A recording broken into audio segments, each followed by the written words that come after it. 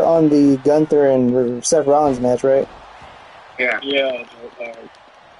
On the Gunther and... I think who said was. Oh, it's me.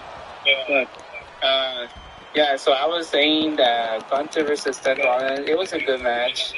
I enjoyed it, especially when Braun Breaker returned Spear Seth Rollins. That was good, and especially when he came back for another Spear, that was cool also. And honestly, Gunther... A good match for what they had. I think there wasn't really a big story with Rollins and Gunther, but I think we all knew, just put them in the ring, have a good time, and we're down for it. And, the return of Braun Breaker was definitely a fun storyline beat. I definitely didn't expect that. But, they're doing the best with what they can. They're doing the best with what they can with Rollins. And, of course, the story with Braun Breaker.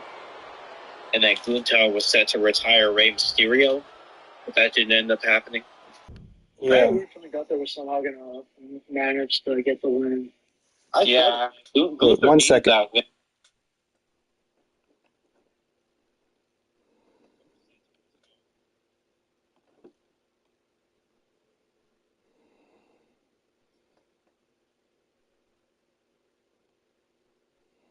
Dude, Yeah, he's back. Yeah, I'm back. It's just that I'm trying to get this right set up. Okay. All right, there you go. Keep talking.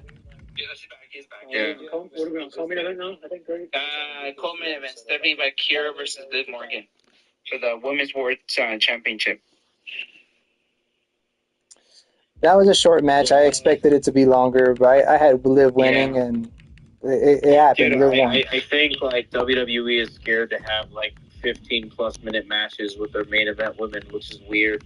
Because Stephanie and Liv definitely could have had a 20-minute match. I don't think that's out of the realm of possibility. Dude, I don't think it's out of the realm of probability that Liv Morgan and Stephanie Bakir, two very experienced wrestlers at this point, could have won 20 minutes. And the build was good. Let them have a match, dude. Let them have a match that's more than 15 minutes. What the hell is this, man? I know. And I'll kind of bounce off what you said, bro. It kind of felt this kind of just felt like the classic, Judgment Day gets involved. They got to kind of come up with something a little different. I love Liv. I love the Judgment Day. They're great. But I just think they should have just done something a little different here. I think Liv winning was absolutely the right move. But I think and the build, dude, the build was absolutely incredible for this match. But only giving them less than a few minutes, dang, man, that's low-key, that's very disappointing. Yeah. Yeah, it was. My question is, are they going to keep that travel song as part of her entrance now, or what? I think so. Not a big fan of it, but yeah. I love Liv Morgan, so. Yeah. So do I. We all love Liv Morgan on here. Yeah. All right. Now it's time for the main event: Cody versus Randy for the title. Oh man. Here we go. Here we go. Yeah. Go for it. Yeah. Go for it, Matt. Liv and Bakir. Ultimately, guys, we just have to get used to WWE putting the women's world title matches as the co-main and it being less than a 15-minute match. I think it's stupid because, there was a time where women's wrestling was holding it down for WWE, and now they have the talent to make it just as good as that era, but they choose to make it secondary, kind of like the Divas were back in the day in some weird way. Yeah, but the difference between that day and what you're talking about is not that Divas era wasn't good because they put on good matches. They were good because people only cared about it because they showed their bodies off. That's the only reason why that Divas era was the thing back then. But go ahead.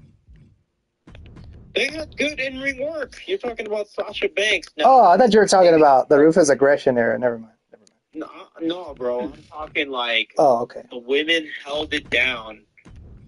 I think they did great in 2015, 2016, 2017 a little bit. picked it 2018, 2019 type shit. You know what I mean? Like, you think about the world title products, and besides Kofi Kingston winning the WWE Championship, everything else was shit. And the women were really holding it down in terms of the women's world title was just as fun as the men's world title. I know that's a hot take, but it was true back then, you know? Yeah. So they have potential for the women to be just as exciting as the men in WWE, but they just choose not to take it. Very frustrating. It's a waste of talent at this point. Yeah, I agree. I agree with that. Yeah, and then so we were just talking about Cody and Gunther, right? Yeah, no, Cody versus Randy. Oh, versus Randy, yeah. Where did I get Gunther from? Yeah. Randy, I know we've talked about this off camera. I know all of us did. We do not need fucking Jelly Roll and fucking Pat McAfee involved into this bullshit. Exactly, dude, and that's what really did it in for me, dude. You have 20 years of story. Dude, you don't need these guys to tell a 20-year story. Like, this story literally writes itself. Like, you don't need all the extra stuff. You don't need the distractions. Like, this is the match. The match that people paid all that money to see. 32,000. Oh yeah, Ted DiBiase was an attendance. And I hope they actually bring him involved with this feud. I know he's been through some legal troubles lately, but now that he's clear from it, it's a no-brainer to not bring him back. Yeah, and the way I know it, with oh yeah, that's true. I think he got injured.